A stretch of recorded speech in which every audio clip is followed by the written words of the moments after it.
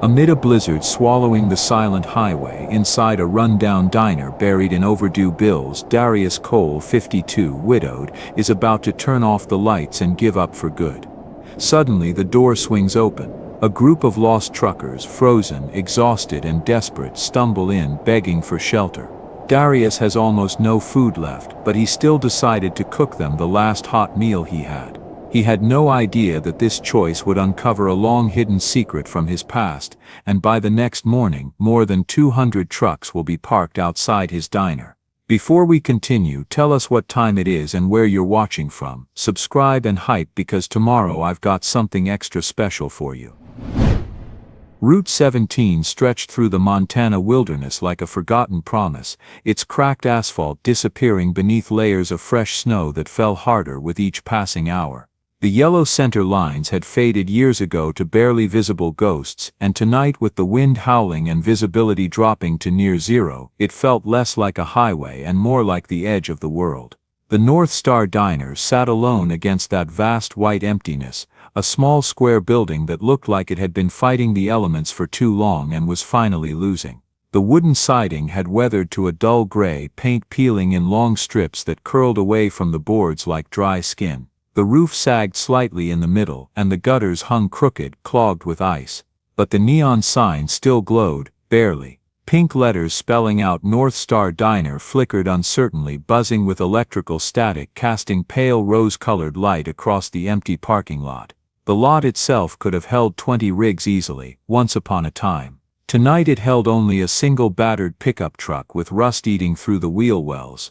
Inside, the diner wore its age like an old man who'd stopped caring about appearances. The booths lined the walls in faded red vinyl, cracked and split in places where gray foam padding pushed through like exposed bone. Someone had tried patching them with duct tape years ago, but even that had worn through. The wooden counter ran the length of the room, its surface dark with decades of coffee rings and elbow grease, scarred by cigarette burns from back when people still smoked indoors. The pie case stood empty, its glass smudged with fingerprints and reflecting the dim overhead lights that buzzed with the same tired frequency as the sign outside. A smell hung in the air, old coffee, lemon cleaner, and something else harder to name. The ghost of better days, maybe. The echo of a place that had once been full of life. Behind the counter stood Darius Cole, both hands planted flat on the worn wood, staring at nothing in particular. He was a big man, 52 years old, and built like someone who'd spent his youth hauling freight and loading docks. Tall, broad across the shoulders, with dark skin weathered by wind and sun, and close-cropped hair going silver at the temples. His hands were large and call-used, the hands of someone who knew how to fix things, to work with tools and engines and the physical world. But tonight those hands just rested on the counter, unmoving, while his dark brown eyes stared past the empty booths toward the windows where snow piled higher against the glass. He'd been a trucker once. Long-haul cross-country, the kind of work that meant 3 weeks on the road and 3 days home, sleeping in the cab more often than in a bed, eating at diners just like this one scattered across the interstate system like beads on a string. He'd loved it, the solitude, the rhythm of the miles, the brotherhood of other drivers connected by CB radio chatter and truck stop coffee. That was before Maya. Maya Cole had been waiting tables at a diner in Billings when Darius first walked through the door, road-weary and looking for nothing more than a hot meal and strong coffee.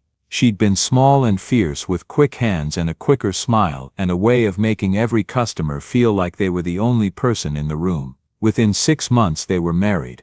Within 2 years they'd saved enough to buy this place, the North Star Diner, their dream made real, their chance to build something permanent in a life that had always been about motion. For 15 years it had thrived. Drivers knew the North Star the way they knew the road itself, a reliable stop, good food, fair prices, and Maya Cole remembering your name even if you hadn't been through in half a year. The parking lot stayed full, the lights burned late, the CB radio behind the counter crackled constantly with road chatter and friendly voices. Then Maya got sick. Cancer. The kind that moved fast and didn't negotiate. She'd fought it hard, harder than anyone Darius had ever known, but cancer didn't care about fight. It didn't care about dreams or plans or the life you'd built together. 3 winters ago she died, and something in the North Star had died with her. Darius had kept going because he didn't know what else to do. He opened the doors every morning, poured coffee, worked the grill, closed up at night, and climbed the narrow stairs to his apartment above the diner where the silence waited for him like a physical presence. But without Maya's warmth, without her gift for making strangers feel like family, the light had dimmed. Fewer drivers stopped, the highway traffic shifted to newer routes with bigger truck stops offering Wi-Fi and showers and 24-hour convenience stores. Now the North Star was dying too. Darius reached beneath the counter and pulled out the envelope he'd been avoiding for a week. The paper was thick, official, the kind of weight that made bad news feel permanent. He unfolded it slowly, even though he already knew what it said. Final notice of foreclosure in bold black letters across the top. 30 days to come up with 3 months of back mortgage payments, plus penalties, plus interest. He didn't have the money, he didn't have a quarter of the money. He refolded the notice carefully, slid it back beneath the counter next to the broken cash register and looked up at the old clock on the wall. 6:45. 15 minutes until he could flip the sign to closed, lock the door, turn off the lights and climb those stairs to sit alone in the dark like he did every single night. Maybe tonight should be the last night. Maybe it was time to accept that some things couldn't be saved, no matter how hard you'd worked to build them or how much they'd mattered once. Maybe keeping the lights on was just prolonging the inevitable. His hand moved toward the light switch, fingers hovering over the toggle, and then he heard Maya's voice, not real, just memory, but so clear it might as well have been soft and certain the way she used to sound when she was trying to talk sense into him. One more night, Darius. Keep the light on one more night, you never know who might need it. His hand stopped, dropped. He turned away from the switch and walked back to the counter, picked up a rag, and started wiping down wood that was already clean. Outside, the wind shrieked and threw snow against the windows hard enough to rattle the frames. The pink neon sign flickered, steadied, flickered again. The parking lot disappeared beneath white. And then sudden enough to make Darius's heart jump, the door rattled hard, the bell above it giving a startled jingle. He looked up sharply, expecting nothing, expecting wind. But there in the doorway stood a young man. Snow clung to his shoulders like he'd been rolled in powdered sugar, his canvas jacket was dark with moisture and his face, what Darius could see of it beneath a trucker's cap pulled low, was raw and red from the cold. The man stamped his boots on the worn rubber mat, sending cascades of snow scattering across the linoleum, and looked up with eyes that held equal parts hope and exhaustion. "Evening, sir." His voice came out rough, scraped raw by cold or too many hours breathing frigid air. "Any chance you're still serving?" Darius felt the automatic response form on his tongue. Sorry, about to close, the words he should say, the sensible words that would let him lock up and escape to his quiet apartment where he wouldn't have to pretend anymore that he was fine, that he wasn't drowning. But something stopped him. Maybe it was the way the young man stood there, shoulders hunched against cold that had followed him inside, hands shoved deep in his pockets like he was trying to hold on to whatever warmth he had left. Maybe it was the exhaustion written so clearly across his face, the kind of bone-deep tiredness that came from too many hours behind the wheel with nowhere safe to stop. Or maybe it was just Maya's voice still echoing in his head. "Yeah," Darius heard himself say, surprised by the steadiness in his own voice. "Coffee's still hot. Take a seat anywhere." The relief that washed across the young man's face was almost painful to witness, like he'd been bracing for rejection and hadn't quite known what he'd do if it came. He pulled off his cap, revealing dark hair plastered to his forehead with sweat despite the cold, and moved to the counter with steps that suggested his legs weren't entirely steady. "Thank you." The words came out thick with gratitude. "I mean it. Thank you." He slid onto a stool, the red vinyl cracked but still serviceable, and wrapped his hands around the coffee mug Darius set in front of him like it was a lifeline. Steam rose between them, carrying that familiar burnt coffee smell that every diner in America seemed to share. "Name's Evan," the young man said after taking a long swallow. "Evan Ward. Been driving since Ohio." Darius poured himself a cup and leaned against the counter, studying the kid properly now. Early 20s, maybe 25 at most, lean in the way of people who forgot to eat regularly. dark eyes that were trying hard to stay alert even as exhaustion pulled at them. Darius Cole, you headed west? Evan nodded, cradling the mug. Got a delivery in Spokane. Supposed to be there by tomorrow morning, but he gestured vaguely toward the windows where the storm was intensifying, the world outside disappearing into white. I don't think that's happening. No, Darius said quietly, following his gaze. I don't think it is. They sat in companionable silence for a moment, the only sounds the wind battering the building and the labored hum of the old heater trying its best to keep the cold at bay. Darius found himself noticing details he'd stopped seeing years ago, the way the lights reflected off the chrome napkin dispensers, the gentle tick of the clock on the wall, the warmth that came not from the heater but from having another human presence in a space that had been too empty for too long. You want something to eat? Darius asked, surprising himself again. Evan's expression brightened. If it's not too much trouble. No trouble. Darius moved to the grill, firing it up with practiced ease. His hands remembered the motions, even if his heart had forgotten why they mattered, cracking eggs onto the hot surface, laying down strips of bacon, dropping bread into the toaster. The smells that rose up were familiar and comforting, anchoring him to something that felt almost like purpose. How long you been driving? Darius asked as he worked. About 2 years, started right out of high school. Evan took another sip of coffee. Always wanted to see the country, you know. Figured this was a way to get paid for it. It is that, Darius agreed. See everything there is to see, good and bad. You drive? Used to, long time ago. Darius flipped the eggs with a quick flick of his wrist. Gave it up when my wife and I bought this place. She wanted something permanent, something we could build together.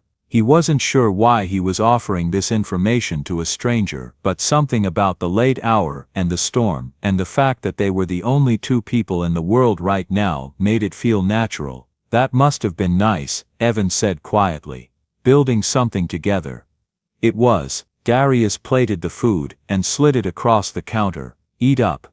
You look like you need it. Evan didn't argue. He ate with the focused intensity of someone who'd been running on fumes and convenience store snacks for too long. Darius refilled his coffee and found himself settling back against the counter, watching the young man eat and feeling something he hadn't felt in months. Not happiness, exactly, but not quite so alone either. Outside, the clock in his mind ticked past 7, past closing time. But Darius made no move toward the light switch. Instead he poured himself another cup of coffee, topped off Evan's mug, and let the warmth of the diner wrap around them both while the storm raged outside. Just 1 more hour, he told himself. Then he'd close up. Just 1 more hour wouldn't hurt anything. The door shook hard at 7:03, the bell jangling with an urgency that made both Darius and Evan look up from their conversation. The wind pushed through in a blast of freezing air, and with it came 2 more figures, stumbling inside like survivors reaching shore. They were older than Evan but younger than Darius, somewhere in their 30s, both wearing heavy jackets with company logos across the back. Snow had crusted on their shoulders and beards, and their faces held that particular drawn look of people who'd been fighting bad roads for too long.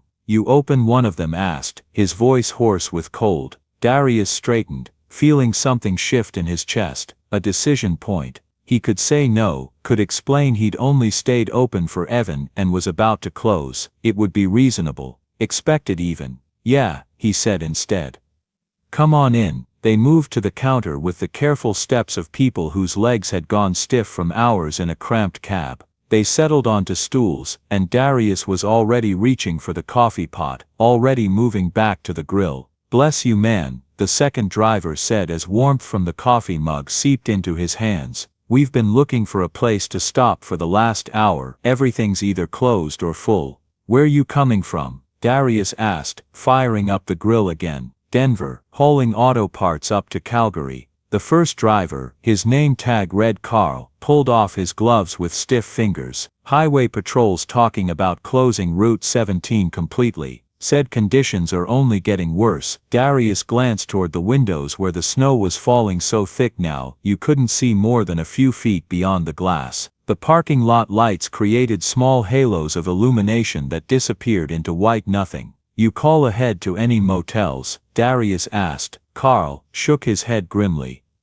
All booked. Storm caught everyone off guard. There's probably 50 trucks backed up along this stretch looking for some place to wait it out. Evan set down his fork, his expression troubled. I tried calling earlier. Even the truck stops are turning people away. Parking lots are full. The door rattled again. Then again. By 7:30, the North Star Diner had transformed from a dying relic into something that almost resembled its former self. 8 drivers occupied the booths and counter stools, their wet jackets draped over chairbacks, steam rising from their coffee cups. The air filled with the smell of frying eggs and bacon, toast browning, coffee brewing. The sounds of forks on plates and low conversation created a backdrop that Darius hadn't heard in so long it felt almost foreign. He moved between the grill and the counter with an efficiency he'd thought was lost, his body falling back into rhythms it remembered even if his mind had tried to forget. Crack eggs, flip them, toast bread, pour coffee. The simple choreography of service, repeated 1,000 times until it became as natural as breathing. A younger driver, couldn't be more than 22, approached the counter hesitantly. His jacket had a rookie company's logo, the kind that hired fresh-faced kids, straight out of school, and paid them barely enough to survive. "Excuse me, sir." His voice cracked slightly with nervousness. Darius looked up from the grill. "What do you need?" The kid swallowed hard. "How much is all this going to cost?" "I've only got about $30 till payday, and coffee's $2, Darius said, keeping his voice level. "Refills are free. Eggs and toast, another $5. Don't worry about it right now, just eat." The kid's face flooded with relief so profound it was almost painful to witness. "Thank you, sir, thank you so much." He returned to his booth, and Darius caught Evan watching him with an expression that was hard to read. Respect maybe, or recognition of something familiar. The bell rang again, 2 more drivers pushing through the storm, then another. By 8 o'clock, every booth was full, and drivers were starting to double up, sharing tables without needing to be asked. The diner held maybe 30 people at capacity. They were rapidly approaching that limit. Darius paused at the grill, spatula in hand, and did a quick mental inventory. The freezer held enough eggs for maybe another round of cooking. Bread was running low, bacon was nearly gone. Coffee would last a while longer, but everything else. The door opened again, and a woman stepped through. She was in her 60s, small and wiry with steel-gray hair pulled back in a tight bun. Her coat was dusted with snow, and her sharp eyes took in the crowded diner with a single sweeping glance. Lila Hart had worked at the North Star for 12 years. She'd been Maya's closest friend, and had stayed on after her death out of loyalty to both the memory and the man left behind. Darius had told her not to come in tonight, that there wouldn't be any business worth the dangerous drive. Clearly, Lila Hart had never been particularly good at following directions. "Looks like you could use a hand," she said, already pulling off her coat and reaching for an apron. "Lila," Darius started, but she cut him off with a look. "Don't even start. I've been pouring coffee in this place since before that boy over there was born." She jerked her chin toward the young nervous driver. "I'm not about to stop now just because there's a little weather." Despite everything, the stress, the exhaustion, the weight of too many worries, Darius felt his mouth twitch into something almost like a smile. "Glad you're here, of course you are." She tied the apron with practiced efficiency and surveyed the room. "Now, what do we have for supplies?" They moved into the narrow kitchen together, and Darius watched as Lila opened the freezer and began taking inventory with the sharp focus of a general surveying limited ammunition before a long battle. "We've got maybe 24 eggs left," she said, her voice low enough that the drivers wouldn't hear. "Half a loaf of bread, some frozen sausage, pancake mix, maybe enough for 1 batch, couple cans of beans." She straightened up, meeting his eyes. "Darius, this isn't enough to feed this many people through the night, much less breakfast." "I know, and if more come, I know," he said again, more firmly. Lila studied him for a long moment, her expression unreadable, then she nodded once, sharp and decisive. "All right then, we stretch what we have, make the portions smaller, focus on coffee and toast, keep people warm and fed enough that they don't go back out into that mess." She gestured toward the windows where the storm had reached a fevered pitch. The wind screamed, rattling the frames, and snow struck the glass like thrown sand. "Nobody's sleeping in their truck tonight," Darius said quietly. "Not in this, your apartment?" Lila asked. "If it comes to that. The couch pulls out, there's floor space, we'll make it work." From the dining room, the CB radio crackled to life. Darius had forgotten it was even on. A voice cut through the static, urgent and strained. "Breaker 19, anybody got ears on Route 17? Highways shut down hard. We've got drivers stuck out here with nowhere to go." Every conversation in the diner stopped. Drivers turned toward the counter where the old radio sat, its lights glowing green in the dimness. Darius moved to it automatically, muscle memory guiding his hand to the microphone. He pressed the talk button, and his voice came out steady and calm despite the hammering of his heart. "This is North Star Diner, mile marker 32, we copy. What's your 20? A pause, filled with static and wind noise, then North Star. "Damn, didn't think anyone would still be open. We're at the junction, maybe 10 miles out, got 15, maybe 20 rigs backed up here. No shelter, it's bad." Darius looked around the diner. Every face was turned toward him now. Drivers who understood exactly what it meant to be stuck in a truck during a storm like this. The cold that crept in no matter how long you ran the engine. The danger of carbon monoxide poisoning. The very real risk of freezing to death if the fuel ran out or the engine died. He thought about the supplies in the freezer. He thought about the foreclosure notice under the counter. He thought about how smart money said to tell those drivers he couldn't help, that he was already at capacity, that they should find somewhere else. And then he thought about Maya, about the promise he'd made her, about the reason this place existed in the first place. "How far out did you say you were?" Darius asked into the radio. 10 miles, but the roads are drifted deep. Not sure we can make it through." "You try," Darius said, his voice carrying across the diner. "You get as close as you can. We'll keep the lights on." He set down the microphone and turned to find every driver in the place watching him with expressions that ranged from respect to worry to something that might have been awe. Carl stood up from his booth. 20 more people, and we don't have supplies for them."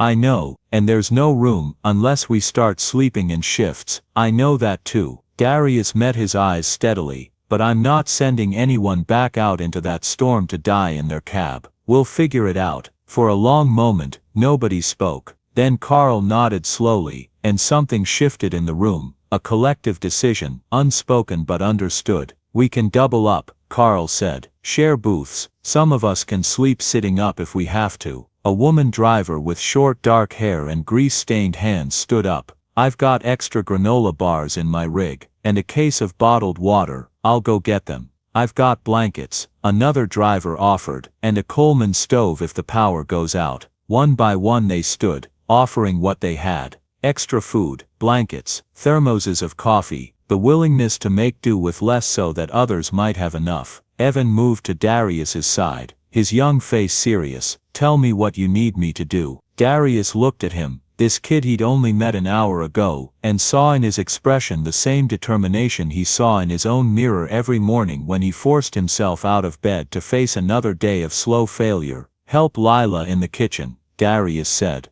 "We're going to need every hand we can get." "You got it." The wind howled, the snow fell, and inside the North Star Diner, a group of strangers who'd sought shelter from the storm began transforming into something else entirely. Something that looked almost like family. They came in waves over the next 2 hours, not 15 trucks, closer to 25. The parking lot filled until there was no more room, and trucks began lining the highway shoulder for a quarter mile in each direction, their hazard lights blinking through the white like distant stars. Each time the door opened, a blast of Arctic air swept through, and with it came another driver, or 2 or 3, stumbling inside with snow-crusted clothes and faces raw from wind. They stood in the doorway, blinking against the warmth and light like people emerging from a cave, and each time Darius waved them toward whatever space remained. "Find a spot. Coffee's hot." The diner had never been designed to hold this many people. Bodies packed into booths meant for 4 now held 6. Drivers sat on the floor with their backs against walls. Some stood in the narrow spaces between tables, too tired to care about comfort, just grateful to be warm. Lila moved through the chaos with the efficiency of someone conducting an orchestra, somehow keeping track of who'd eaten, and who was still waiting, who needed more coffee, and who looked ready to collapse. Evan worked the grill alongside Darius now, his inexperience showing but his willingness making up for it. "How do you want these eggs?" Evan asked, spatula hovering uncertainly over the sizzling surface. "Doesn't matter," Darius said, "just keep them coming." The food stretched impossibly thin. Eggs became scrambled because they went further that way. Toast was cut into halves, then quarters. The pancake batter was watered down until it was barely thick enough to hold together on the griddle. But it was hot and it was filling, and nobody complained. A driver named Hank, older, maybe 60, with a weathered face and hands that trembled slightly as he held his coffee, approached the counter. "Mr. Cole," Darius looked up from the grill.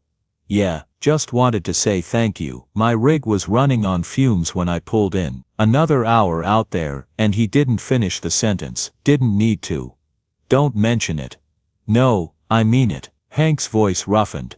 "I've been driving 30 years. I've seen a lot of places close their doors when things got hard. You didn't. That means something." He returned to his booth before Darius could respond, leaving behind words that settled somewhere deep in Darius's chest, in a place that had been empty for too long. By 10 o'clock, the last of the food was gone. The freezer stood empty, except for a few forgotten ice cubes. The pantry held nothing but empty containers. Darius stood in the kitchen doorway, surveying the situation, and doing math that didn't add up no matter how he worked it. 40-some people, no food. A storm that showed no signs of stopping, and morning still hours away. Lila appeared at his elbow, her face drawn with exhaustion. "That's it," she said quietly. "We're tapped out." Darius nodded. He'd known it was coming. They'd stretched their supplies past any reasonable limit, and then kept stretching. But there was nothing left to give now. "The coffee will last a while longer," Lila continued. "But after that we keep people warm and hope the storm breaks by morning." From the dining room came the sound of voices, not complaining but talking, sharing stories, the low rumble of conversation that spoke of people settling in for a long night. Darius moved back to the counter, and looked out over the crowded space. The North Star Diner had never looked like this, not even in its busiest days. Every surface held someone. The air was thick with body heat, and the smell of damp clothes drying. And despite the cramped conditions, despite the lack of food, despite everything that should have made this situation miserable, there was something else present. Community, connection, the unspoken understanding that they were all in this together. Evan was refilling coffee cups, moving between tables with easy conversation. Carl had organized a group near the back to rearrange seating, making more floor space. The woman driver with short hair, her name was Roxy, had produced a deck of cards, and was teaching the nervous young driver some game that involved a lot of laughing. Darius felt something crack inside his chest, some wall he'd built brick by brick over 3 years of grief and isolation. He'd thought the North Star was dying. He'd thought the dream he and Maya had built was over. But looking at this, at strangers helping strangers, at community forming in the midst of crisis, at the simple human warmth of people taking care of each other, he realized he'd been wrong. The North Star wasn't dying. It had just been waiting for this moment, this night, this reminder of what it was meant to be. A light in the darkness, a haven for travelers, a place where people mattered more than profit. The CB radio crackled again. "North Star, you still awake?" Darius reached for the microphone. "We're here. Just wanted to say thanks for keeping the light on. You saved lives tonight. Whether you know it or not." The transmission ended.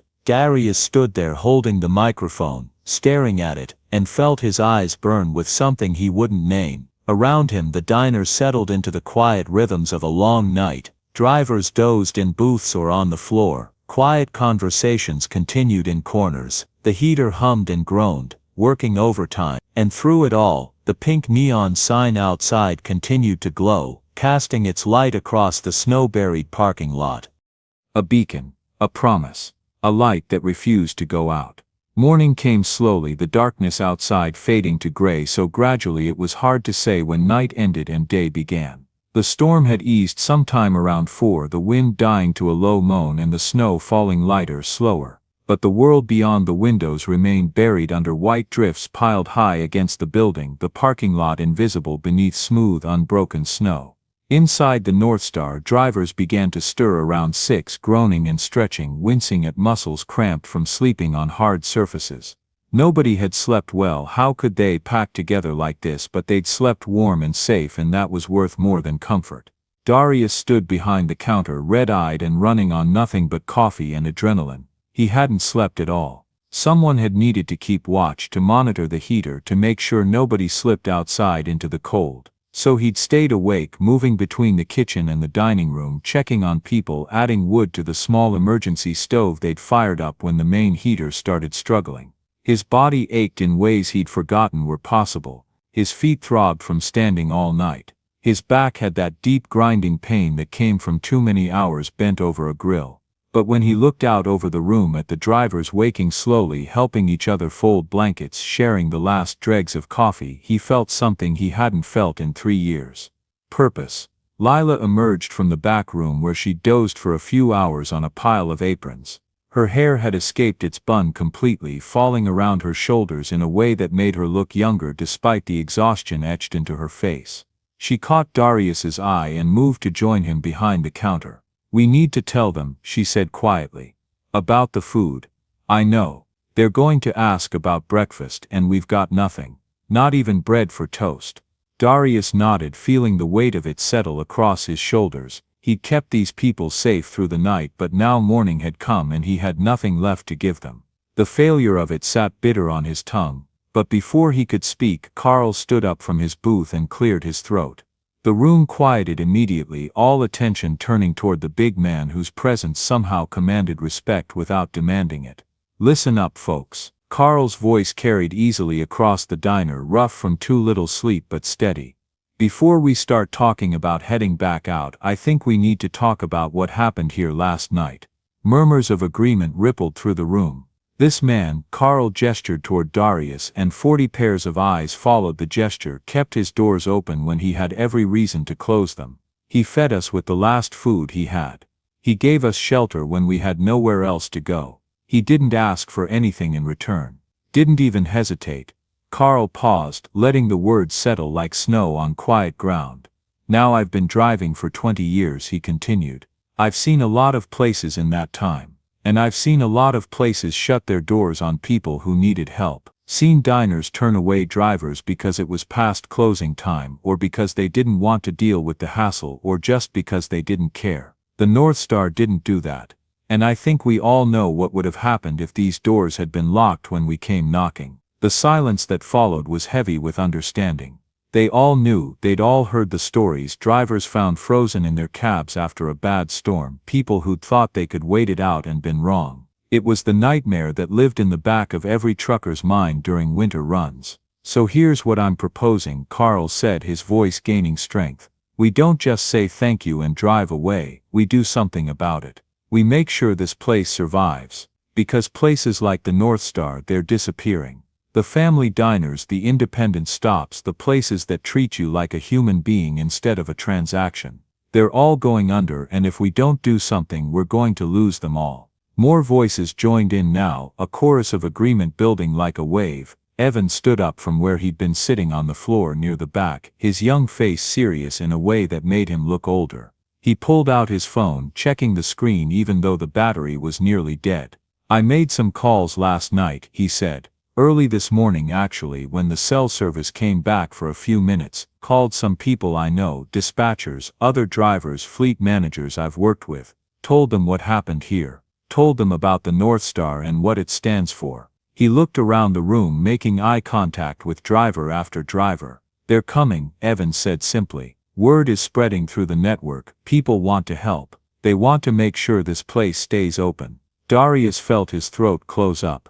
He opened his mouth to protest, to say it wasn't necessary, that he didn't deserve this kind of support. But before he could speak, Roxy, the woman driver with short dark hair and permanently grease-stained hands, stood up. "How many of us have been helped by places like this?" she asked, her voice carrying a challenge. How many times has a small diner or a family truck stop saved you when you needed it, when you were broke or lost or just so damn tired you couldn't see straight? How many times has someone kept the light on for you? Hands went up around the room, almost everyone. Some people raised both hands indicating multiple times. Exactly, Roxy said. We've all been there, we've all needed help, and someone gave it to us, no questions asked. So now it's our turn, now we're the ones who can help. What happened next would stay with Darius for the rest of his life, replaying in his memory during quiet moments, during the times when doubt crept back in and tried to tell him he didn't matter. One by one the drivers approached the counter.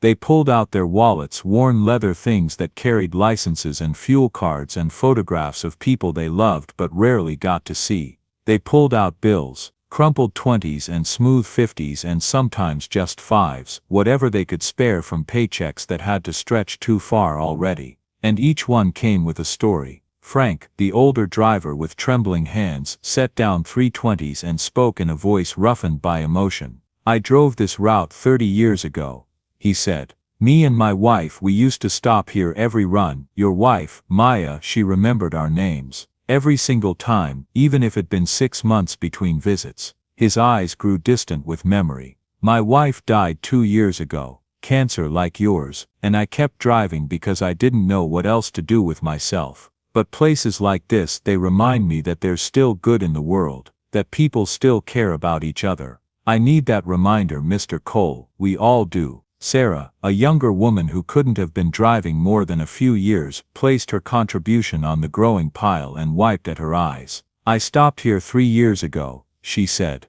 I was on my first solo run and I was terrified. I just left a bad marriage and I was trying to start over, and I didn't know if I could handle the road. Your wife, Maya, she saw me crying in a booth. She sat with me for an hour. Just listened while I talked about everything that was falling apart in my life. She didn't judge, didn't offer advice I didn't ask for, just listened, and when I left, she said, Sarah's voice broke slightly, she said, the road will teach you that you're stronger than you think. She was right. I wouldn't be here without that conversation. Hector, a stocky driver with a thick accent and kind eyes, added his bills to the pile. You don't remember me, he said to Darius. But I remember you. 5 years ago, I broke down on Route 17 in the middle of the night, frozen fuel line. I was panicking because I had a time-sensitive delivery and I was going to miss it. You pulled over in your rig, you were still driving then, and you helped me get it fixed. Took 2 hours in freezing cold. And when I tried to pay you, you said no. You said, just pass it along to someone else who needs it. So I did, and I've been doing it ever since. The stories kept coming, layering one upon another like sediment forming rock. Each one was a moment Darius had forgotten or never realized mattered. Small acts of basic human decency that had rippled outward in ways he'd never imagined. A driver named Marcus talked about the time Maya had spotted that he was running a fever and had insisted he rest in the apartment upstairs rather than push through and risk an accident. She probably saved my life that day, he said simply. A woman named Teresa remembered how Darius had once fronted her a meal when her company's payment card was declined, trusting her to come back and pay when she could. I was broke and hungry and too proud to ask for charity, she said. You gave me dignity along with that meal, I've never forgotten it. Jamie, the young nervous driver who'd been so worried about being a burden, stepped forward with bills clutched in his shaking hand. I don't have a story like everyone else, he said quietly. This is my first time meeting you, but last night when I asked about the cost and you told me not to worry about it, he swallowed hard. My dad was a driver. He died 3 years ago, fell asleep at the wheel after pushing too hard to make a delivery. And I kept thinking last night, if there had been a place like this on his route, somewhere he could have stopped and rested without worrying about the cost or the time, maybe he'd still be alive. So this, he set down his money, this is for my dad. And for every driver who needs a place like this to exist. By the time the last driver had contributed, the pile of money on the counter had grown substantial. Darius stared at it through blurred vision, unable to process what he was seeing. It was more than enough to catch up on the mortgage, more than enough to restock the kitchen, maybe even enough to make some of the repairs the building desperately needed. But it wasn't really about the money, it was about what the money represented. It was about community, about the unspoken code of the road that said when someone needs help, you help them. About the brotherhood that bound these strangers together more tightly than blood.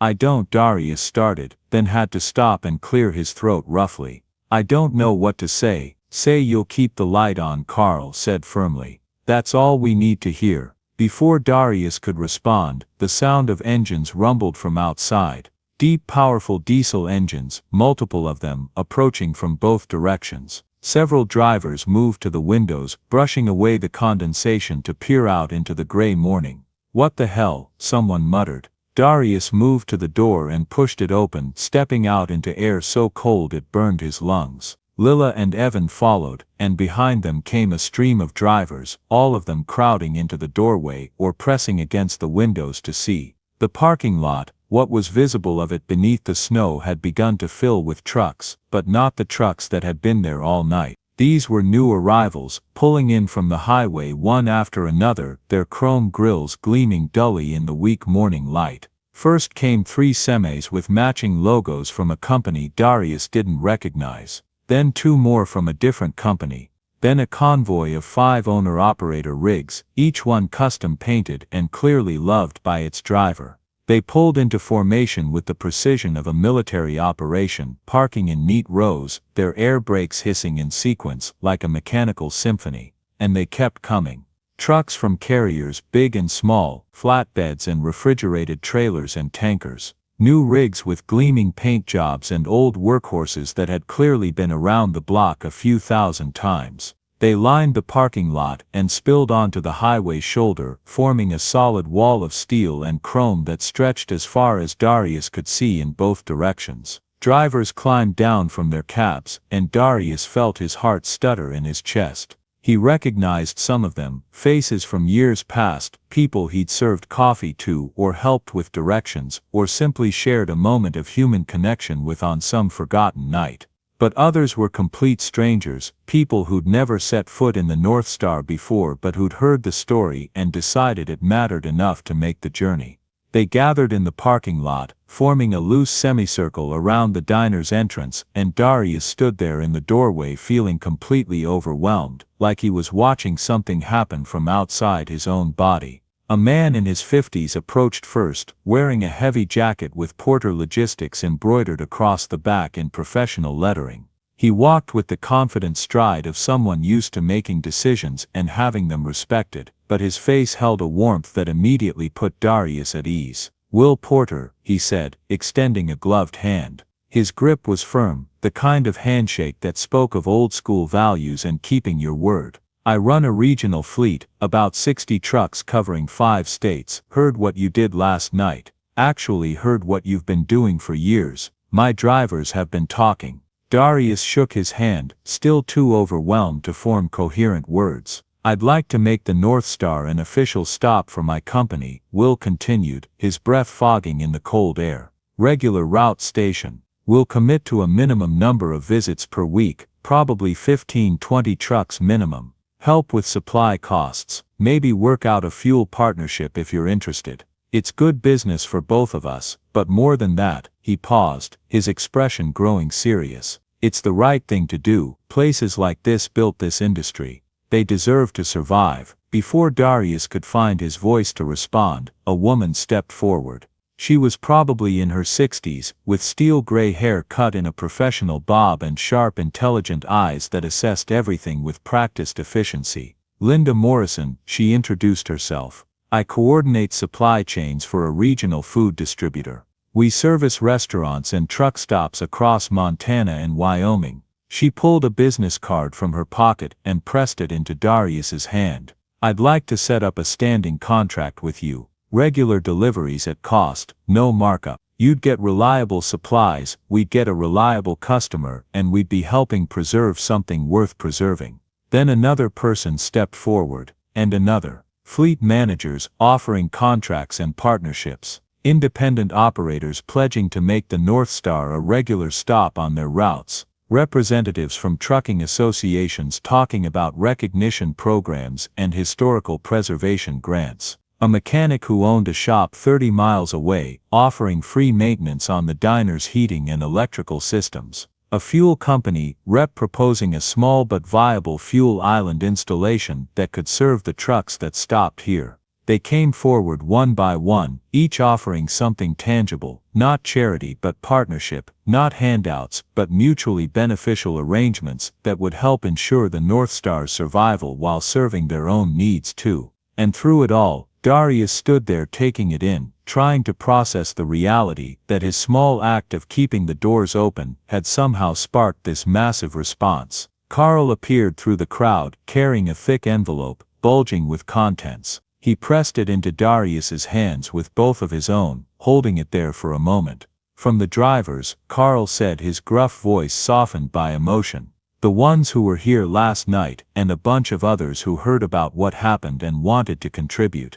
We made some calls, passed the word around. This came together in about 4 hours. He paused. Should be enough to catch up on that mortgage we heard about. Maybe get the roof fixed too, and whatever's left over, you use it to keep this place running the way it's meant to run. Darius looked down at the envelope, then back up at Carl, then out at the sea of faces watching him expectantly. His vision blurred, his throat closed completely. He tried to speak, but couldn't force words past the emotion lodged there like a physical object. It was Lila who saved him, stepping forward and speaking when he couldn't. On behalf of the North Star, she said, her voice carrying clearly across the parking lot, and on behalf of Darius, who seems to have temporarily lost the ability to form sentences, a ripple of warm laughter ran through the crowd. Thank you, all of you. You've given us more than money and contracts. You've given us hope. The crowd responded with nods and murmurs of approval, but then Frank, the older driver with trembling hands, stepped forward carrying something wrapped carefully in a faded rag that might once have been a shop towel.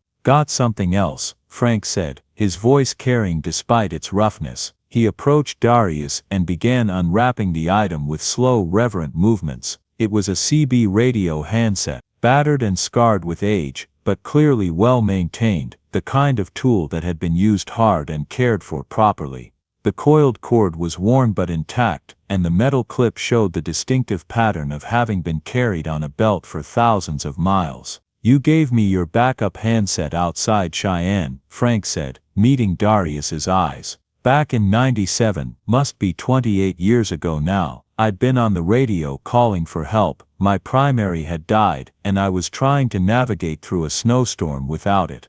You pulled over, spent an hour helping me figure out my route, and then you just handed me your backup. Said you'd always keep the line open, that any driver could reach out and you'd answer if you could. Frank held out the handset like an offering. Kept it all these years. Used it on every run. It became kind of a good luck charm for me. Reminded me that there were still good people out there. But I figure it's time this came back home. Time it returned to where it belongs. Darius took the handset with hands that shook. The weight of it was familiar, comforting. He remembered buying a pair of these back in the '90s, kept one in his truck and one as backup. He'd forgotten about giving it away, forgotten about Frank and that storm and that moment of connection. But Frank had remembered, had carried this piece of Darius's past for nearly 3 decades, and now was returning it like a sacred trust. The crowd had gone completely silent, watching this exchange, and Darius felt something inside him crack open completely, not break open. Like a seed splitting to let new growth through. Thank you, he managed, his voice barely above a whisper, then louder, stronger, speaking to Frank but meaning it for all of them. Thank you, all of you. He turned and walked back into the diner, moving on instinct more than conscious thought. Behind the counter, the old CB radio base unit sat in its customary spot, dusty and silent. He'd kept it there out of habit more than anything else, a relic of the past that he couldn't quite bring himself to throw away. Now he took Frank's handset and clicked it into place. It fit perfectly, like it had been made for this exact spot. The connection was solid, and when he keyed the mic, the transmit light glowed green and steady. The crowd had followed him inside, packing the diner beyond capacity, and they watched as Darius adjusted the squelch and brought the radio fully online. Immediately, it crackled to life, voices emerging from the static, drivers on the road, calling out reports and warnings and jokes, the constant chatter that was the heartbeat of the highway. Southbound at mile marker 45, got a four-wheeler with a flat in the left lane. Copy that. I see him moving over. Anybody know if that truck stop at Junction City is still open? The one with the good pie. Yeah, but it's under new management. Pie's not what it used to be. 10-4. Thanks for the heads up. The familiar sound of it, the rhythm and cadence of road communication that had been the soundtrack to years of Darius's life, wrapped around him like a blanket. He stood there with one hand on the counter and the other still holding the microphone, and he let himself feel it all. The grief and the loss, the years of loneliness, the slow death of hope, but also this moment, this community, this reminder that even in the darkest times, even when you thought you were completely alone, you weren't. You were part of something larger, something that endured. Evan appeared at his side, and when Darius looked at the young man, he saw understanding in his eyes. Evan had been a stranger 24 hours ago. Now he felt like family. They mean it, Evan said quietly. All those offers, all those commitments, this isn't just talk. These people are going to follow through. I know, Darius said. And he did. He could feel it in the air, in the weight of the handset in his palm, in the way the gathered drivers looked at him, not with pity, but with respect and affection.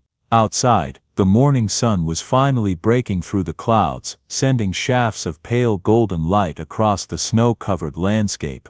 The parking lot full of trucks gleamed in that light, chrome and steel and glass reflecting brilliance. The North Star had survived the night, and now impossibly, miraculously, it was going to survive much longer than that. The light was going to stay on. The parking lot of the North Star Diner became something between a truck rally and a family reunion. Drivers stood in clusters despite the cold, breath fogging in the air, stamping their feet and clapping hands together but making no move to leave. More trucks kept arriving, pulling off the highway carefully, adding to the growing congregation. Darius stood in the doorway with Lila beside him, both of them staring at the scene with expressions caught somewhere between disbelief and wonder. A man in his 50s approached, wearing a jacket with Porter Logistics embroidered across the back. He walked with the confident stride of someone used to making decisions, and when he extended his hand, his grip was firm. Will Porter, I run a regional fleet, about 60 trucks. He looked around at the gathered drivers, the snow-covered lot, the diner standing solid against the white land. Heard what you did last night. Actually heard what you've been doing for years. My drivers have been talking. Darius shook his hand, still too overwhelmed to find words. I'd like to make the North Star an official stop for my company. Will continued. Regular route station, will commit to minimum visits per week, help with supply costs, maybe work out a fuel partnership. It's good business, but more than that. He paused, his expression serious. It's the right thing to do. Before Darius could respond, a woman with steel gray hair and sharp intelligent eyes stepped forward. She introduced herself as a supply coordinator for a regional food distributor and offered a standing contract for deliveries at cost. Then another person, and another, fleet managers offering contracts, independent operators pledging to make the North Star a regular stop, representatives from trucking associations talking about recognition programs and historical preservation. They came forward one by one, each offering something tangible, commitments, partnerships, resources. Carl appeared with a thick envelope, pressing it into Darius's hands. From the drivers, the ones here last night, and others who heard about it, should be enough to catch up on that mortgage. Darius looked down at the envelope, his hands starting to shake. The weight of it was substantial, more substantial than the paper and bills inside. It carried the weight of community, of people taking care of their own, of the road giving back what it had taken. I can't, he started, but Carl cut him off. You already did. You kept the light on when it would have been easier to turn it off. Now we're making sure it stays on. Through the crowd, Darius caught sight of Frank, the older driver, making his way forward slowly. He carried something wrapped in an old rag, holding it carefully like it was precious. "Found this in my garage last night," Frank said, unwrapping it to reveal a CB radio handset. Battered but well maintained, it gleamed under the winter light. "You gave me your backup outside Cheyenne back in '97. Said you'd always keep the line open. Figured maybe this ought to come back home." Darius took the handset, feeling the familiar weight of it, and something inside him finally broke completely. His vision blurred, his throat closed. He tried to speak, but couldn't force words past the emotion lodged there like a stone. Lila's hand found his arm, squeezing gently. Evan stood on his other side, and around them the gathered drivers waited with patient understanding. They'd all been there, the moment when pride cracked and gratitude poured through. They knew. "Thank you," Darius finally managed, his voice rough and broken. "All of you, thank you." The transformation took 6 weeks, but it felt like watching time-lapse photography of something growing. The parking lot was expanded and properly paved, with pull-through spaces designed for the longest rigs. The neon sign was completely rebuilt, its pink glow now steady and strong, visible for miles. Inside, the booths were reupholstered in the same red vinyl but fresh and intact.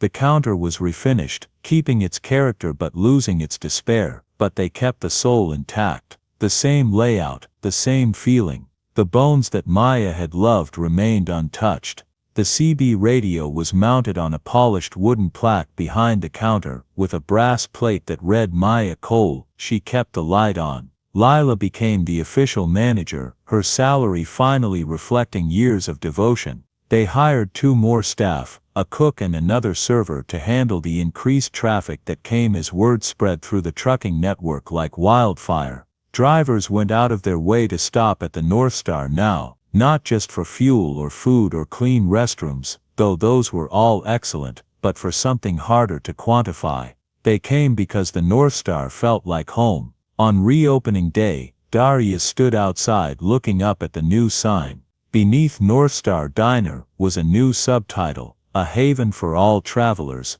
"Looks good," Lila said, joining him in the cold morning air. "Yeah, it does." Darius swallowed hard. Maya would have loved this. She would have loved that you didn't give up, that you kept her dream alive even when it was killing you to do it. The CB radio crackled inside, now restored to its place of honor, always on, always listening. "Breaker 19, North Star Diner, you got your ears on." Darius smiled and headed inside, reaching for the handset with practiced ease. "North Star here, go ahead. This is Red River Express, coming in from Billings. Heard tell you folks make the best coffee on Route 17. We do our best. How far out are you?" "About 20 minutes. Got 4 rigs with me. We'll have the coffee hot and the grill ready. Come on in." "Copy that, North Star. See you soon."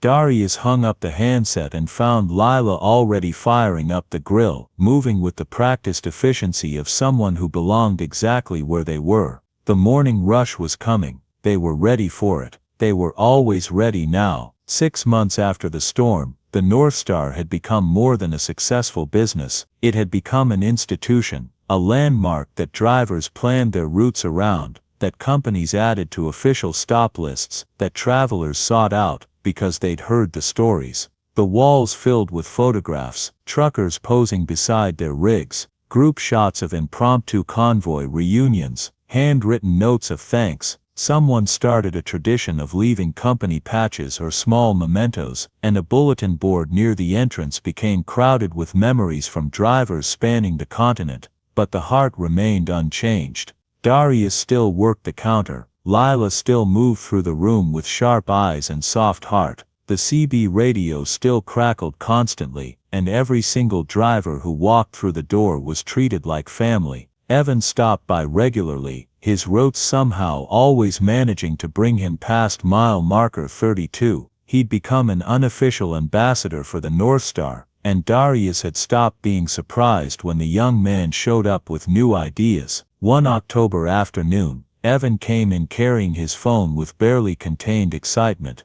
"You need to see this." He pulled up an article from a trucking industry magazine. The headline read, "North Star Diner, The little truck stop that refused to die. Darius read through it slowly, seeing his own story reflected back through someone else's words. The article talked about community, about the code that bound truckers together, about human connection in an isolating industry. And it talked about him, Darius Cole, the former driver who'd kept his doors open during a blizzard and sparked a movement. They want to do a follow-up, Evans said. Maybe even a documentary. People are responding to this, Darius. It's bigger than just us. It's just a diner, Darius said, handing the phone back. No, it's a reminder that people still care about each other. That we're not just cargo manifests or delivery schedules, we're human beings, and sometimes we need a place where that actually matters. That night, after the last customer left and the kitchen was cleaned, Darius climbed the stairs to his apartment. It was larger now, expanded during the renovations, but he'd kept Maya's things exactly where she'd left them. Her books on the shelf, her favorite mug in the cabinet, the quilt she'd made draped over the couch. He sat in his worn armchair and looked out the window at the diner below. The lights glowed warm against the darkness. The pink neon sign cast its reflection on fresh snow. The parking lot held a dozen trucks, their chrome gleaming. We did it, he said softly to the empty room, to the memory of the woman who'd believed when belief seemed foolish. We kept the light on. The wind outside carried the distant sound of a truck engine on the highway, but it didn't sound lonely anymore. It sounded like coming home. Winter returned as it always did, bringing snow and ice and the kind of cold that made breath freeze in your lungs. But the North Star stood ready. The heater worked perfectly. The kitchen was fully stocked. The parking lot was plowed regularly. And the lights burned steady and bright, visible for miles. On a December night when the snow was just beginning to fall, Darius stood behind the counter doing what he'd done 1,000 times, wiping down wood that was already clean, preparing for whatever the night might bring. The diner held a comfortable number of customers. Not empty, not crowded, just right. Lila was training Rosa, their newest server, showing her the rhythm of the work. Evan sat at the counter working on his logbook between bites of pie. The CB radio crackled. North Star Diner, you still open? The voice was young, uncertain, holding that particular quality of someone on their first solo run hoping desperately not to mess up. Darius smiled, a real smile that reached his eyes. He'd heard that tone before. He'd used it himself years ago. North Star here, he said, his voice warm and steady. We're open. Where are you? About 5 miles out. It's starting to snow pretty hard, and I'm not sure I should keep going. You shouldn't. Highway gets bad fast. Come on in. We've got hot coffee and a warm place to rest. Relief flooded through the radio. Thank you, sir. I'll be there in 10. We'll be waiting. Drive safe now. Darius hung up and caught Evan's eye. The young man was grinning. Here we go again, Evan said. Here we go again, Darius agreed. He moved to start a fresh pot of coffee, his hands steady and sure. Through the window snow began to fall more heavily, white flakes swirling in the light from the parking lot. But he wasn't worried. The North Star had weathered storms before. It would weather this one too. The door opened with its familiar jingle. A young driver stepped inside, stamping snow from his boots, looking around with wide eyes that gradually relaxed as he took in the warmth and light. Come on in, Darius called. Take any seat you like. The young man moved to the counter, and Darius poured him coffee, watching as cold hands wrapped gratefully around warm ceramic. First time out alone, Darius asked. That obvious a sheepish smile. Yeah, second week, still figuring it all out. You'll get there. We all do. The road teaches you if you let it. You drive, used to. These days I just keep the coffee hot and the lights on. Well, the young man raised his mug slightly. I appreciate it. Was starting to think I'd have to sleep in my cab. Not while the North Star's standing, Darius said firmly. You need a place to rest. You've got one. The CB crackled again. Another voice calling out through the snow. Then another. Drivers looking for shelter following the beacon of pink light through the gathering storm. Darius answered each call with steady reassurance. One by one they came. The parking lot filled with trucks, the diner filled with people, and somewhere in the midst of it all Darius paused and looked around and felt it, that deep sense of rightness that had been missing for so long. This was what Maya had envisioned. Not just a business but a home, a haven, a light in the darkness. Lila caught his eye across the room and smiled. He smiled back. Outside, the storm intensified. But inside the North Star Diner, the lights burned warm and steady, the coffee flowed freely, and the doors stayed open. They would always stay open. Because that was the promise Darius Cole had made, to his wife, to himself, to every traveler who found their way to this bright place on the edge of the wilderness. The light would never go out. Not tonight. Not tomorrow. Not ever. The North Star would keep burning, a beacon for the lost and weary, a reminder that even on the coldest nights and darkest roads there was always somewhere warm to land, always someone willing to keep the light on, always home. 6 weeks later the North Star stood transformed, not rebuilt into something new, but restored into the best version of itself. The parking lot had been expanded and properly paved, the cracked asphalt replaced with smooth blacktop marked with clean white lines designating pull-through spaces designed for the longest rigs. Lighting towers stood at intervals, bright enough to illuminate the entire area but angled to avoid blinding drivers. A small fuel island occupied one corner. Nothing fancy, just 2 pumps, but it was enough to serve the trucks that stopped here regularly. The building itself had been repaired from the ground up. The sagging roof was replaced, properly insulated this time. The siding was restored and painted in the same colors it had worn in its prime, cream with forest green trim. New windows replaced the old drafty ones, but they were the same size and style, keeping the character intact. But it was the sign that drew the eye. The pink neon North Star Diner glowed steady and strong now, rebuilt from scratch but faithful to the original design. And beneath it, in smaller letters of warm gold, a haven for all travelers. Inside, the transformation continued, that balance between restoration and improvement. The booths wore fresh red vinyl that matched the original color exactly, but this time, the padding was thick and comfortable. The counter had been refinished, keeping every scar and burn mark that held memories while sealing the wood properly. The floor was replaced but styled to match the vintage linoleum pattern. New equipment filled the kitchen, a commercial refrigerator that actually maintained temperature, a grill with even heat distribution, a dishwasher that would save hours of manual labor. But the layout remained the same, the workflow unchanged. They'd added a small trucker's lounge to one side, nothing fancy, just a room with comfortable couches, a couple of showers, a washer and dryer, and a quiet space where drivers could rest between shifts. It had been Will Porter's idea, and he'd helped fund the construction. But the most important addition sat behind the counter on its polished wooden plaque, the CB radio, restored to full functionality, with Frank's handset mounted permanently in place. The brass plate beneath it read, "Maya Cole, she kept the light on." And beside it, a photograph, Maya behind this very counter, coffee pot in hand, laughing at something just out of frame.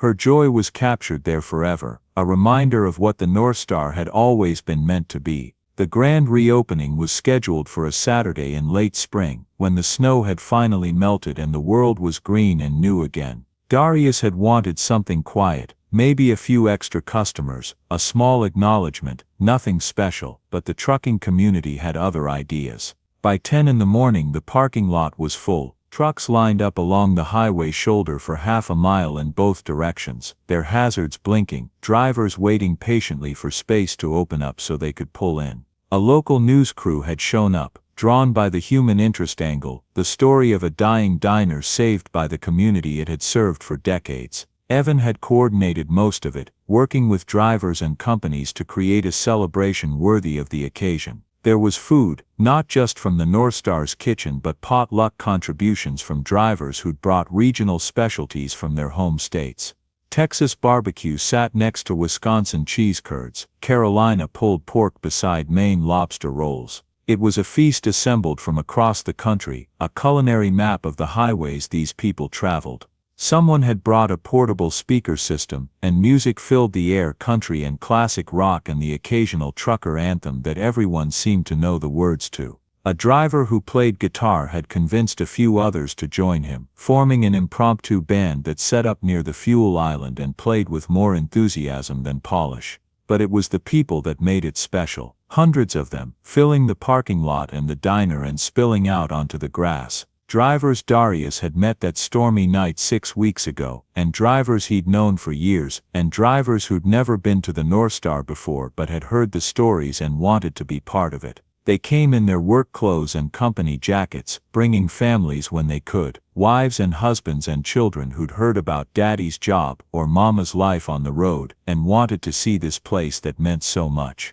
They came with cameras and smartphones, documenting the day, taking pictures beside the sign, inside the diner, with Darius and Lila and the staff. Frank was there holding court near one of the booths, telling stories to a group of younger drivers about the old days when Route 17 was a major artery, and places like the North Star dotted the highway like jewels on a chain. His hands still trembled but his voice was strong, and the young drivers listened with the respect due to someone who'd earned his wisdom through hard miles. Carl arrived with his daughter, a college student studying engineering, who looked at her father with new eyes when she saw how he was treated here, the respect and affection shown to him by his peers.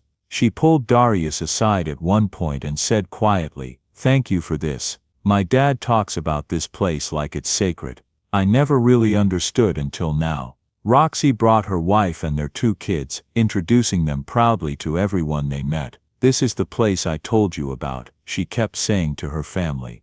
"This is what I mean when I say the road takes care of its own." Sarah, the young woman who'd talked with Maya about starting over, arrived with a confident stride that spoke of someone who'd found her way. She sought out Darius specifically to tell him she'd bought her own rig. She was an owner-operator now, building her own business. "Your wife was right," she said. "The road taught me I was stronger than I thought." Even some of the company representatives showed up, Will Porter and Linda Morrison and a dozen others who'd made commitments and were following through. They mingled with the drivers, talking shop and sharing stories, the lines between management and labor blurring in the face of shared purpose. The local news crew interviewed driver after driver, collecting stories for their segment. What they were hearing clearly surprised them. This wasn't just about a diner being saved. It was about community, about people taking care of each other in an industry that could be brutal and isolating, about preserving something that mattered in a world that too often valued efficiency over humanity. They interviewed Darius, of course, and he did his best to answer their questions, even though talking to cameras made him profoundly uncomfortable. "Why do you think people responded the way they did?" the reporter asked, microphone extended. Darius thought about it, choosing his words carefully. "I think people are hungry for connection," he said finally. "We live in a world where everything's automated and anonymous. You can go days without having a real conversation with another human being. But places like this, they remind us that we need each other, that we're better together than we are alone." "And what does the North Star mean to you personally?" Darius glanced back at the diner, at the people streaming in and out, at the laughter and conversation and life that filled it now. "It's my wife's dream," he said simply. "Maya believed that everyone deserves a place where they're treated like family, where they matter. I almost let that dream die, but these people," he gestured to the crowd, "they wouldn't let me. They reminded me why it matters, why she was right all along." Around noon, someone called for speeches. Darius tried to decline, but the crowd wouldn't hear it. They gathered around the diner's entrance, drivers and families and staff, and they waited expectantly. He stood on the small step by the door, feeling awkward and exposed, and looked out over the sea of faces. Some he knew well, others he'd never met, but they were all here because of the same reason, because they believed in what the North Star represented. "I'm not much for speeches," he started, and several people laughed warmly, "but I need to say thank you. 6 weeks ago I was ready to give up. I thought I was out of options, out of time, out of hope. And then the storm came." He paused, gathering his thoughts. "When that first driver walked through my door that night," he caught Evan's eye in the crowd and nodded to him. "I almost turned him away, almost said I was closed and sent him back out into the cold. But I didn't, because I heard my wife's voice in my head telling me to keep the light on one more night. And that one small choice, that one moment of keeping the door open instead of closing it, changed everything." His voice roughened slightly, and he had to pause to clear his throat.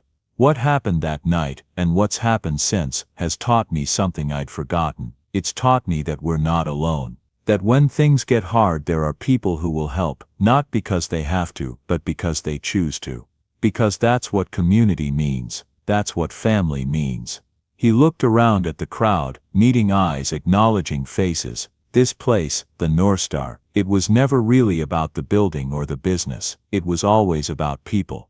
About creating a space where travelers could find rest and warmth and connection. Maya understood that from the beginning. She knew that what we were really offering wasn't food or coffee, it was humanity. It was someone caring whether you made it through the night safely.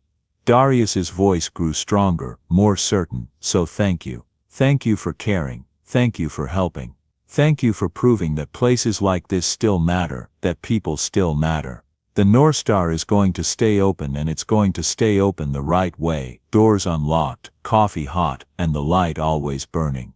That's a promise. The applause started before he finished speaking, building into something that felt less like a claim and more like affirmation.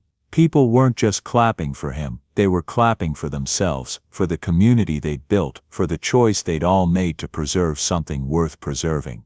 Lila appeared at his elbow, pressing a glass of water into his hand. Good speech, she said quietly. Maya would have been proud. Think so, I know so. She squeezed his arm. Now come on, we've got a restaurant to run and about 300 people who want to eat in it. The celebration continued into the evening. Drivers came and went, stopping by to pay their respects before heading back out onto the road.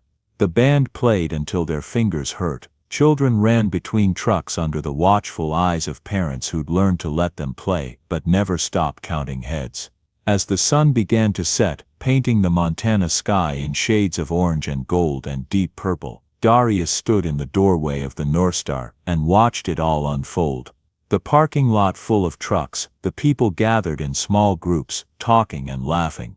The warm light spilling from the diner's windows. Evan approached, holding 2 cups of coffee. He handed one to Darius and stood beside him in comfortable silence for a moment. You did it, Evan said finally. We did it, Darius corrected. All of us. Fair enough. Evan took a sip of coffee. You know this is going to change things, right? The news coverage, the documentary they're talking about, all the attention. The North Star's going to be famous. Darius grimaced slightly. I don't want famous, I just want to keep the doors open. I know, but sometimes you don't get to choose. Sometimes the story chooses you. Evan paused. Just remember, no matter how big this gets, the heart of it stays the same. It's still about people helping people. It's still about keeping the light on. Yeah, Darius agreed, it is. They stood there as the last light faded from the sky, and the parking lot lights came on, illuminating the scene in artificial daylight. More trucks were arriving even now, drivers who'd heard about the reopening and wanted to be part of it, even if they were late. The CB radio crackled inside, voices calling out across the darkening landscape, drivers checking in and looking out for each other the way they always had. The sound of it had become constant background music again, the rhythm Darius had missed more than he'd realized. I should get back inside, Evan said. Lila's making me work for my dinner. Go ahead, I'll be there in a minute. Evan clapped him on the shoulder and disappeared into the warmth of the diner. Darius remained in the doorway, coffee cooling in his hands, and let himself feel the full weight of this moment. He thought about Maya, about the dreams they'd shared, and the life they'd built. He thought about the 3 years of grief and loneliness that had followed her death, and he thought about that storm night, 6 weeks ago, when keeping the door open for one more traveler had somehow sparked this miraculous chain of events. The wind picked up slightly, carrying the smell of spring grass and distant rain. A weather front was moving in. Nothing serious, just the kind of evening shower that would settle the dust and cool things down. Drivers would be watching for it, adjusting their routes, looking for safe places to pull over if needed, and they would know the North Star was here. That the light was on, that the doors were open, always open. Darius drained the last of his coffee and turned to go inside. Behind him the pink neon sign glowed steady and strong against the darkening sky, and the gold letters beneath it promised what they'd always promised. A haven for all travelers, a place where people mattered, a light that would never go out. Join us to share meaningful stories by hitting the like and subscribe buttons.